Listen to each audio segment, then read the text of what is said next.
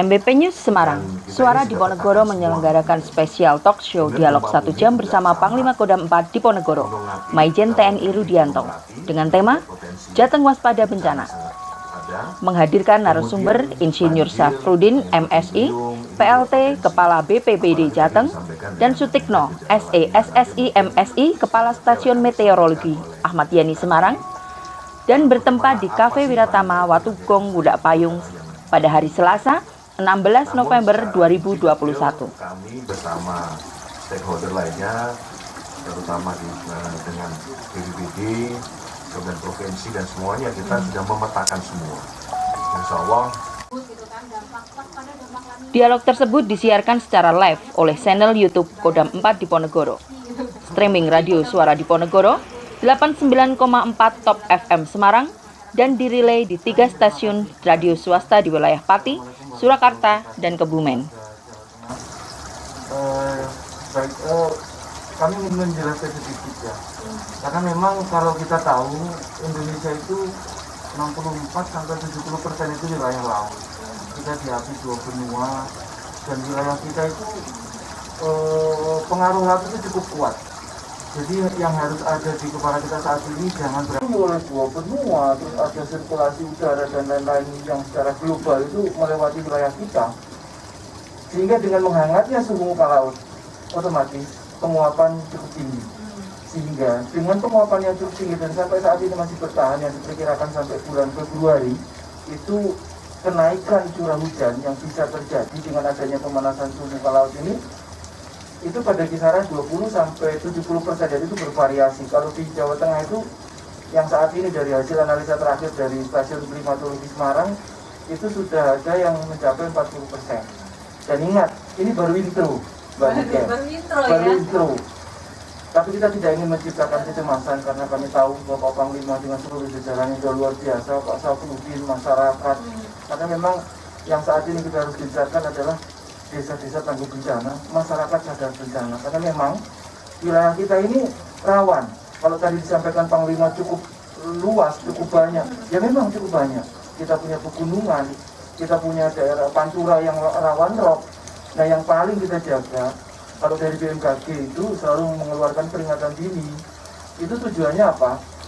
Kita antisipasi ketika hujan lebat itu di pantura itu terjadi rob. Nah kalau hujannya sudah lebat masuk ke daratan, dari laut masuk lagi. Nah ini yang harus kita antisipasi dan masyarakat harus semakin sadar bahwa wilayah kita itu rawan bencana. Jadi mulai dari hal kecil itu harus kita lakukan, misalnya ya janganlah membuang sampah sembarang tempat. Baik, masyarakat jadi paham ya sekarang ya. Selama ini contohnya badai sih Pak. Oh, bukan. Saya pun juga. Kalau badai itu masih ada potensi nanti sekitar bulan-bulan Desember, Januari. Itu di selatan Jawa tapi karena dia itu titik tumbuhnya itu di laut. Kan memang nama-nama badai dan nama-nama apa istilahnya sesuatu yang mengerikan itu diberi nama perempuan atau kalau Indonesia saat ini nama bunga. Kemarin itu ya Panglima yang di NTT itu Seroja namanya. Supaya tidak menakutkan. Supaya tidak menakutkan. Makanya lanina pun juga nggak menakutkan ya secara iya, asal memang kita asal dengan lanikan. Makanya waktu itu sempat diberi nama Durga, tapi sesuatu yang dalam pewayangan itu sesuatu mengerikan, tapi kita memberi smooth dengan tujuan supaya kita itu selalu aware terhadap lingkungan kita dan kita menyadari bahwa Indonesia ya bisa kok ya dilakukan sejak dini ya Pak ya. Karena cuaca kondisi seperti ini sudah terjadi sejak ratusan tahun yang lalu. Jadi semacam kayak pengulangan aja gitu kan setiap tahun ya seperti ini. Tapi tidak kita sadari bahwa ternyata alam kita juga sudah berubah dan itu mungkin ulang kita sendiri. Jadi kita sekarang yang mengantisipasi. Iya baik. Oke, saya ke Bapak Safrudin. Kalau dari BPBD sendiri pasti memetakannya lebih detail lagi nih Pak ya untuk apa istilahnya ya daerah-daerah rawan bencana, bisa disampaikan? Ya terima kasih Mbak Niken. Jadi terkait dengan bencana kan ada siklus bencana ya. Siklus bencana ada dimulai dari pencegahan, kesiapsiagaan, nanti masuk di kuadran ketiga darurat sehingga yang disampaikan Pak Presiden juga pentingnya pencegahan dan mitigasi sebagai unsur utama ya karena ketika pencegahan dan mitigasi sudah dioptimalkan, pada saat memasuki masa darurat, insya Allah kita lebih siap kan gitu ya. Dan apalagi kebencanaan terkait dengan hidrometeorologi kan hampir setiap tahun juga ketika musim penghujan ya pasti ancamannya adalah bencana banjir, longsor maupun angin puting beliung, angin angin kencang juga ya. Sehingga kami memang tadi sudah disampaikan oleh saya, daerah-daerah yang rawan bencana, terus kesiapan kita adalah satu memang pertama menginformasikan daerah rawan itu di mana, memetakan daerah rawan bencana itu di mana. Jadi ada mitigasi struktural maupun mitigasi non struktural, menyiapkan informasi terkait dengan daerah-daerah rawan, mengedukasi masyarakat, gitu ya. Jadi ada soft maupun hard structure-nya. Jadi masyarakat juga perlu kita edukasi pada saat-saat tidak ada ancaman, kita melakukan gladi supaya masyarakat juga paham bagaimana dia menyelamatkan diri kan gitu ya. Karena yang paling penting dalam kondisi darurat bagaimana mereka menyelamatkan diri sendiri kan. Karena dari BPBD ataupun siapapun pasti melakukannya setelah kejadian gitu ya. Sehingga masyarakat perlu diedukasi. Tadi disampaikan juga oleh Pak Dikno, kita juga memang ada kegiatan desa tangguh bencana. Jadi kita melakukan edukasi, membentuk relawan di desa-desa kan gitu ya. Bahkan sekarang dari Kementerian Desa pun sudah diakomodir bagaimana penggunaan dana desa untuk pencegahan dan kesiapsiagaan. Jadi itu salah satunya ya. Terus ada juga dari teman-teman yang mengurusi sungai, misalnya BPWS juga sudah melakukan upaya-upaya mitigasi struktural. Mereka melakukan normalisasi sungai, yang itu juga sudah dilakukan. Juga ada teman-teman dari komunitas-komunitas, ada sekolah sungai, sekolah gunung, sekolah laut yang sudah bergerak juga dalam upaya antisipasi. Jadi memang urusan bencana adalah urusan bersama pemerintah, masyarakat maupun dunia usaha, dan sekarang juga ada pentahelik, ada pemerintah, masyarakat, dunia usaha, akademisi, termasuk juga media. Ini juga ternyata ada banyak yang dilakukan dari pemerintah, termasuk TNI juga seperti itu, dan waspada bencana. Jadi secara umum Jawa Tengah ini diperkirakan memasuki musim penghujan pada bulan Oktober kemarin ya, Oktober. Kemudian perkiraan hujan ini di bulan November sampai Desember 2021, kemudian Januari 2002 ini diperkirakan dalam intensitas sedang tinggi dan sangat tinggi gitu ya Pak Tikno, yang bisa dibilang seperti itu. Jadi sedang tinggi hingga sangat tinggi. Jadi perlu diwaspadai untuk intensitas hujan tinggi untuk daerah-daerah dataran tinggi atau di sekitar daerah pegunungan yang berpotensi bencana hidrometeorologi seperti longsor untuk daerah dataran tinggi, kemudian untuk banjir di daerah dataran rendah. Saya kembali ke Panglima, kalau ngobrolin soal pencegahan nih Panglima, dari TNI sendiri itu apakah ada upaya-upaya khusus juga gitu kan? Kalau tadi dari BPBD kan istilahnya memang bidangnya mereka gitu kan ya, adalah langkah-langkah untuk daerah-daerah yang sudah dipetakan rawan bencana. Nah kalau dari TNI sendiri seperti apa Panglima? Terima kasih Mbak Niken. Saya mungkin akan menjelaskan kepada pendengar dan masyarakat Jawa Tengah bahwa Kodam 4 di Morogoro dalam mengantisipasi kemungkinan terjadinya bencana seperti yang bisa saya sebutkan di awal, karena memang Jawa Tengah memiliki potensi bencana, apakah itu tsunami, tanah longsor, banjir, puting beliung dan sebagainya. Dan mitigasi ini kita lakukan secara terus-menerus. Di antaranya yang langsung bersentuhan kepada masyarakat adalah babinsa-babinsa kami di seluruh desa yang berada di seluruh wilayah Jawa Tengah. Jadi mereka selalu bersinergi dengan kepala desa, dengan Babin Kamtipmas untuk selalu mengingatkan, memberi peringatan dini dan menyampaikan hal-hal yang berkaitan dengan kebencanaan. Karena kami selalu setiap hari diupdate oleh BMKG masalah kira-kira perkiraan cuaca, perkiraan forecastnya seperti apa, itu kami diberikan. Jadi dari situ kami olah dan kami distribusikan kepada Korem, kemudian Kodim, Koramil, dan langsung ke desa. Itu setiap hari. Dan kami juga memiliki grup-grup dalam rangka untuk menginformasikan peringatan-peringatan dini. Kemudian yang kedua, mitigasi lain yang kita lakukan seperti hari ini. Hari ini kami mencoba untuk bersinergi untuk menyampaikan langsung kepada masyarakat melalui radio. ini juga proses mitigasi, pencerahan, penjelasan kepada masyarakat, dan mungkin masyarakat bisa talk show atau bisa berdiskusi, bisa saling memberikan informasi dan sebagainya. Di lain hal juga kita mengadakan latihan-latihan.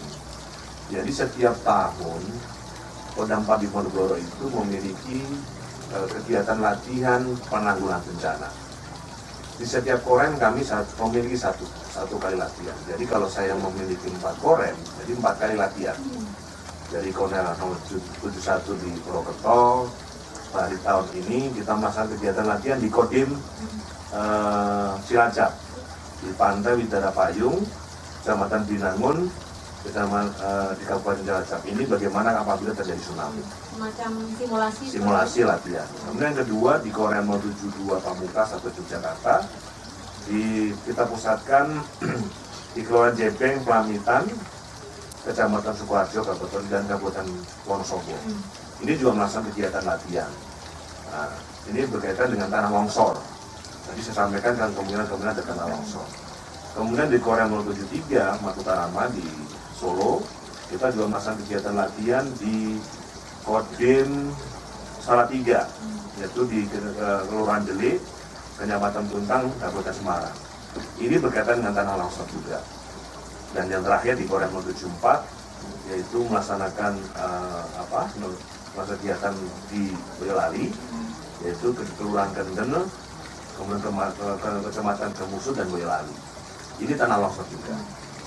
Memang kita cenderung beberapa daerah adalah tanah longsor, kaitannya tadi penjelasan dari BMKG bahwa dengan adanya La Nina, maka curah hujan di Indonesia dan Jawa Tengah akan meningkat, dan khususnya mungkin di bulan-bulan ini akan berada di wilayah selatan. Nah, nanti juga akan bergeser pada bulan Desember dan bulan Januari bergeser ke utara, dan itulah yang kita antisipasi, sehingga perlu mitigasi, pencerahan, kemudian penjelasan kepada masyarakat harus terus-menerus kita lakukan, sehingga masyarakat ini memiliki kepedulian tentang dirinya sendiri, keluarga, dan lingkungannya. Jadi dikatakan desa tangguh kan dalam rangka itu. Jadi mengedukasi masyarakat sehingga peduli dirinya, keluarganya, dan lingkungannya. Sehingga masyarakat aware bagaimana nanti kalau ada bencana, mereka sudah tahu protapnya di mana, prosedur tetapnya bagaimana, SOP-nya bagaimana. Sehingga kami, pendukung-pendukung atau kami, petugas-petugas itu akan mendapatkan kemudahan di dalam menjalankan program-program atau menjalankan apabila terjadi bencana itu lebih mudah. Karena kita sudah informasikan, kita sudah edukasi, kita sudah latihkan. Harapan kita sih tidak terjadi, tetapi jika terjadi hal itu sudah menjadi habit, kebiasaan, dan program-program masyarakat. Saya pikir itu Mbak yang dan mitigasi yang dilakukan ini melibatkan masyarakat juga Bang Iman? Semua stakeholder. Jadi kalau kita latihan penanggulangan bencana itu semua terlibat. Apakah BMKG, BPBD, kemudian lembaga swadaya masyarakat, kemudian Karang Taruna, macam-macam semua terlibat semua. Jadi tidak ada yang tidak terlibat, karena dalam penanganan bencana apapun itu kami selalu berpikiran adalah sinergisitas. Together we can, itu 9 kami. Bersama kita bisa. Bersama kita bisa. Terima kasih. Oke, baik. Panglima, terima kasih. Saya ke Pak Tikno nih. Kalau tadi saya sampaikan Desember ini 2021, kemudian nanti Januari 2022 itu bulan-bulan yang harus diwaspadai gitu kan Pak ya. Kalau ngomongin soal curah hujan kali ya, berkaitan dengan curah hujan ini, kira-kira apa yang akan terjadi gitu kan? Bisa dibilang ini kan juga setiap tahun seperti ini gitu kan, ritmenya hujan itu ya di bulan-bulan November sampai ada lagu November gitu kan ya Pak ya. Jadi sudah setiap tahun lah seperti itu. Nah, dan Desember Januari ini seperti apa nih Pak? Curah hujannya seperti apa? Kemudian kira-kira apa sih yang akan terjadi? Baik. Kalau kita bicara Desember, Januari, Februari, kira-kira apa yang terjadi? Kami tidak mengharapkan ada yang terjadi bencana. Iya, Kami betul. tidak mengharapkan. Tetapi potensi itu Lagi-lagi, ada. Potensi itu Potensi itu ada. Potensi Kenapa? itu ada. Karena pada saat curah hujan standar tidak ada La Nina saja, kita sudah rawan. apalagi ada potensi penambahan curah hujan itu tadi. Tapi sekali lagi, ini bukan memberi rasa takut, tapi memberi kesiapsiagaan yang lebih kepada kita semua. Kita lebih mengenali lingkungan kita. Misalnya nih, satu hal sepele saja. Masyarakat itu memang di balik musibah ini pasti ada hal lain yang memang bisa menguntungkan, karena kita tidak bisa melihatnya dari satu sudut pandang saja. Mungkin ini petani silakan bercocok tanam, tapi waspada untuk yang berkebun. Lihat kondisi lingkungan, jangan bukit sembarang digunduli, karena yang nanti akan berpotensi bukan lagi cuma banjir biasa, bisa banjir bandang, seperti kemarin maaf kita rewind lagi kayak kasus di Batu. Itu ketahuan kalau itu berupa banjir bandang. Kenapa? Karena kayunya itu sudah kering sampai di, karena kalau di atasnya itu bagus, nggak mungkin kayu-kayu kering yang sampai di bawah. Itu sebenarnya pelajaran, beberapa titik itu merata, seperti tadi disampaikan Panglima. Ini trennya di bulan-bulan Oktober November di selatan nih, kita udah bisa membaca dia mulai bergerak ke tengah lebih baik. Misalnya ada tren seperti itu. Walaupun kalau prediksi kami sih merata, cuma memang mungkin pertumbuhan awan kan banyak faktor yang menyebabkan. Dia tumbuh situ, dia ditiup angin, dia bisa bergeser seperti itu. Namun perlu diwaspadai memang bulan Desember Januari itu matahari kan bergerak ke selatan ya. Nah itu makanya pertumbuhannya itu simetris dengan itu.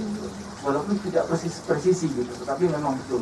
Kita tetap meningkatkan waspadaan. Curah hujan bertambah, prediksi sampai sekitar 40% dari normalnya yang biasa terjadi di musim hujan. Seperti itu, Mbak. Curah hujan bertambah, dan kalau bisa dibilang kita di Semarang ini merasakan dingin ya Pak ya sekarang? Oh ya. Itu pengaruh juga ya? Sebenarnya kalau tadi saya ngobrol-ngobrol sama rekan waktu di mobil ke sini, saya sebenarnya malah seneng loh. Kalau kita di musim hujan cuacanya malah seperti ini. Kenapa? Karena pertumbuhan awan cumulonimbusnya itu tidak sangat berbahaya. Justru di musim hujan ini hati-hati, yang kami sampaikan hati-hati, di musim hujan, pagi sama siang itu cerah, itu malah waspada. Karena dia nanti di sore hari ketika tumbuh, maka muncul si awan sipi yang selalu dijadikan biang kerok, angin puting beliung, angin kencang, dan hujan lebat. Hujan kayak kemarin itu termasuk ya? Iya, jadi gitu. Jadi mengenalinya apa? Kalau di saat cuaca cerah, terutama di musim hujan, kita lihat awan itu tumbuh seperti bunga kol, dan dia tumbuh ke atas, tiba-tiba bawahnya hitam. Hal yang pertama mungkin yang terjadi adalah angin kencang. Dan setelah itu, terjadilah hujan lebat. Justru sangat mengkhawatirkan di musim hujan kalau cerah. Iya, biasanya kalau CB itu juga kan kalau di dunia penerbangan yang paling ditakuti ya si CB itu yang dari cumulonimbus itu paling ditakuti. Karena semua fenomena ada di sana. Dan yang dibutuhkan tuh sebenarnya seperti apa sih Pak? Ya edukasinya memang ya terus menerus ya, karena ini bagian dari proses ya. Iya. Kadang masyarakat juga mungkin tahun lalu kejadian, sekarang juga masih iya. juga. Makanya kan bisa dibilang kayak agenda tahunan gitu Pak ya, mohon maaf, tapi agenda tahunan untuk bencana gitu kan, kita nggak mau juga gitu kan. Makanya ada antisipasi tadi. Iya, jadi memang kita terus mengedukasi masyarakat dengan berbagai pihak ya, termasuk dengan relawan, dengan TNI, dengan Polri, karena masyarakat juga memang perlu ditingkatkan awareness-nya ya, kesadarannya. Bagaimana ketika mereka tinggal di suatu daerah yang punya potensi longsor misalnya kan, supaya mereka bisa mengenali apa yang harus dilakukan ketika misalnya hujan 1 jam terus menerus turunan gitu ya, apa yang harus langkah-langkah apa gitu, termasuk juga menyiapkan misalnya tas siaga, karena kadang-kadang misalnya banjir atau longsor itu kan juga sering misalnya surat-surat berharga, KTP, sertifikat itu juga banyak yang hilang, sehingga ada juga kami upaya tas siaga, di dalamnya ada surat-surat penting, ada makanan yang bisa untuk bertahan pada saat darurat, ada pakaian yang bisa digunakan untuk ganti, sehingga ketika terjadi satu darurat itu aja yang diangkut ya, saat itu ya. Dan itu enggak hanya ketika musim-musim seperti ini ya Pak ya? Justru edukasinya bukan pada saat musim ini, tapi pada saat tidak ada ancaman. Pada saat ada ancaman, ya bagaimana edukasi itu bisa disiapkan untuk menghadapi ancamannya kan. Jadi kenali ancamannya supaya kita tahu strateginya harus seperti apa. Kalau itu sudah dilakukan istilahnya rutin gitu kan setiap tahun, Pak Samsudin bisa lihat perkembangan ya di masyarakat. Ya, Istilahnya perbedaannya, oh dulu seperti ini, sekarang kalau ada bencana itu udah yang ini loh gitu. ya, Udah agak lebih baik lah antisipasinya. ya sebenarnya kita harapkan kan seperti itu Iya. ya. Cuma kadang-kadang masyarakat juga kali Pernah juga. sering lupa kan gitu ya. Sering lupa sadarnya kalau kejadian. Nah, gitu. itu Pada dia. saat ada kejadian, mereka juga lupa kan gitu bahwa kita tinggal misalnya di sekitar daerah yang punya ancaman longsor, Iya. punya ancaman banjir dan gitu ya. Ini memang tantangan ya, karena proses untuk mungkin seperti di Jepang gitu ya. Mereka juga punya kesadaran yang tinggi, itu memang perlu waktu gitu ya. Sehingga kita sudah ada edukasi mulai dari satuan pendidikan, mulai dari TK, SD, itu juga ada program satuan pendidikan aman bencana untuk mengedukasi dari masa sekolah. Jadi dari pemerintah ini istilahnya nggak ada bosan-bosannya gitu ya Pak ya. Ngingetin, terus bahkan rutin setiap saat, setiap tahun ini di kegiatan ini dilakukan. Baik, kita akan jeda terlebih dahulu. Nanti kita akan bahas bersama Panglima, kita nanti akan cari tahu nih seperti apa sih, apakah ada tim khusus nih dari TNI, terutama Kodam 4 Diponegoro untuk penanganan bencana dan lain sebagainya. Kemudian nanti dari BMKG juga kita akan cari tahu lagi cuaca seperti ini tuh yang kayak gimana gitu, dan dari BPBD nanti kalau waktu bencana itu sendiri seperti apa yang mereka lakukan. Sebelum kita masuk di sesi terakhir, saya mau bacakan beberapa yang sudah bergabung di YouTube-nya Suara Diponegoro. Antusiasmenya luar biasa Panglima ternyata. Ini dari beberapa yang sudah masuk. Selamat pagi, siap hadir dari Banyumanik, warga Banyumanik, selamat pagi. Kemudian selamat pagi Komando dari Rio Geta. Ada juga Ibu Santi Kri Saila, sering-sering kayak gini Komandan. Mau aja, tahu aja ya, kita nanti akan rutin adakan ngobrol sama Panglima dengan tema yang berbeda tentunya. Sih Ratnawati, selamat pagi dari Ungaran hadir. Daniel Atira, Kodim 0722 Kudus hadir. Dim Rembang hadir, semangat pagi, semoga sukses di Ponegoro. Banyumanik, kemudian selamat pagi, Komando Salam Purwodadi. Purwodadi laporan ini, Grobogan rawan banjir, bravo TNI, oke baik. Dari Nur Huda, izin Koramil 15 Gubuk hadir Panglima. Ada juga dari Koramil 07 Wirosari Grobogan. Kita sama biar senang mereka ya. Oke, terima kasih. Terima kasih semuanya sudah bersama kami di Suara Diponegoro, kemudian Top FM 89.4, Pas FM Pati 101, Hits FM Kebumen 88.3, dan juga 99.6 PTPN Radio. Kita di segmen terakhir bersama Panglima, saya mau bahas soal tim khusus nih Panglima. Seperti apa? Ada nggak sih Kodam 4 ini tim khusus, istilahnya udah kamu tuh khusus menangani ini seperti itu? Atau semuanya nih, semuanya khusus gitu ya? Baik, terima kasih Mbak Niken. Jadi kalau berbicara masalah bencana, sebelum kita bicara masalah ada nggak tim khusus di Kodam 4 Diponegoro, ini mungkin saya akan menyampaikan kepada masyarakat.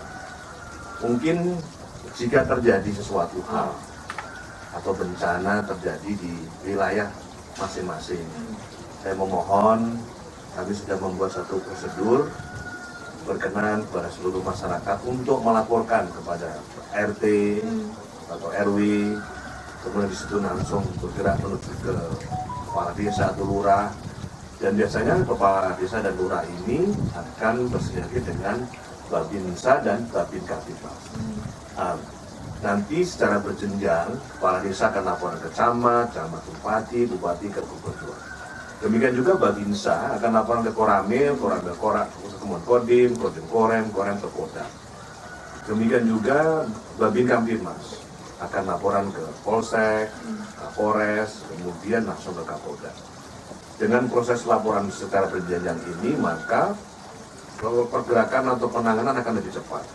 Dan karena kami sudah mempunyai interaksi grup, terus kemudian komunikasi dengan stakeholder yang lain baik di semua tataran, misalkan di provinsi kami sudah punya, kabupaten punya, sehingga kalau itu ada masukan, ada informasi, pasti kita akan cepat bergerak. Ini yang pertama. Jadi saya mohon partisipasi pada masyarakat untuk apabila ada bencana apapun, tolong disampaikan. Kemudian yang kedua, kami juga membuat satu organisasi di Kodam itu bagaimana penanganan bencana. Jadi kami ada satgas seni, itu kita meliputi alat berat, biasanya longsor kita sudah siapkan alat berat misalkan. Ada pohon roboh, kita ada sensor dan sebagainya. Ini ada satgas tersendiri yang penanganan itu di bawah oleh Komando Lekasi Kodam Pak Diponegoro. Kemudian pelayanan kesehatan, kami juga ada, apakah satgas pelayanan kesehatan mobile atau rumah-rumah sakit kita yang berada di seluruh wilayah. RST kita kami siapkan 24 jam untuk menerima apabila ada pasien atau ada korban. Ini langsung dikomandani oleh Kakesdam 4 Diponegoro. Kemudian perbekalan, kami juga mengantisipasi misal terjadi bencana, maka akan diperlukan dapur umum. Nah, ini juga sama, kita siapkan kendaraan angkutan, dapur umum, begitu terlalu logistiknya. Kemudian peralatan juga sama, misalnya terjadi masalah kendaraan yang harus dievakuasi, kendaraan diperbaiki, kami siap. Kemudian kami juga satgas penerangan, nah, di mana apabila terjadi bencana langsung kita sampaikan kepada masyarakat lewat medsos, lewat media dan sebagainya.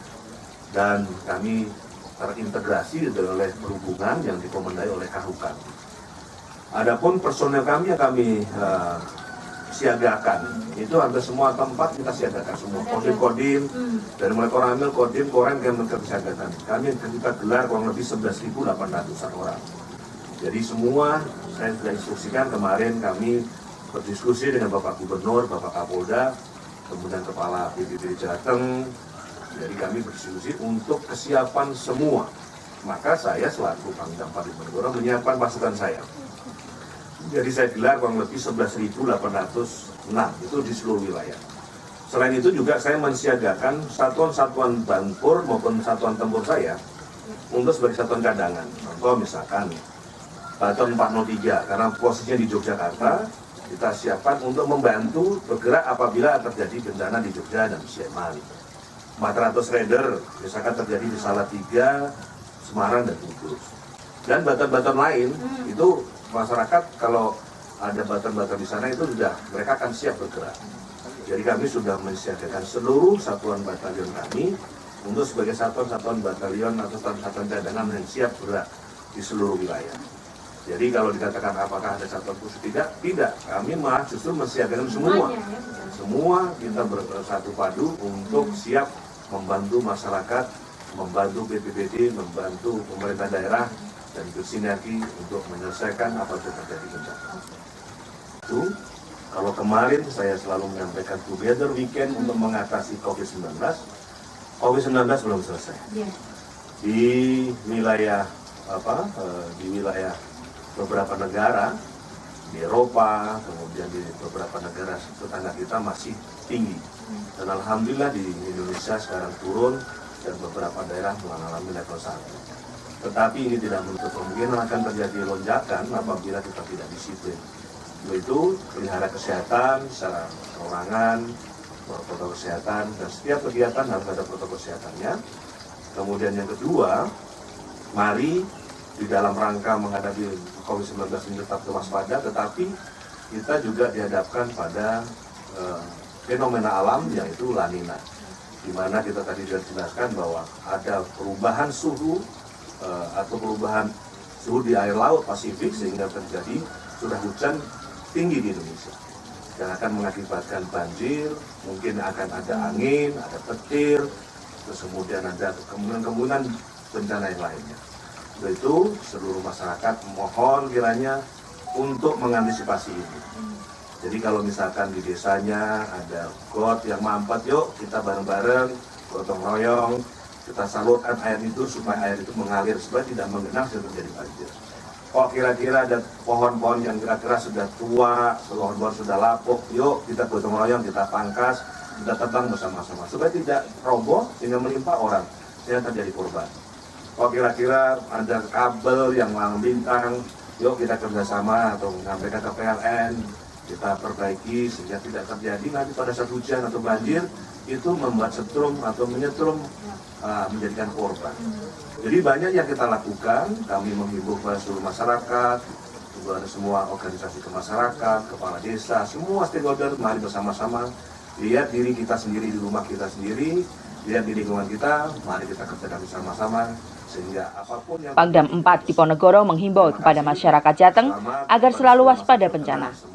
Dan pesannya kepada masyarakat, apabila ada bencana apapun, tolong disampaikan.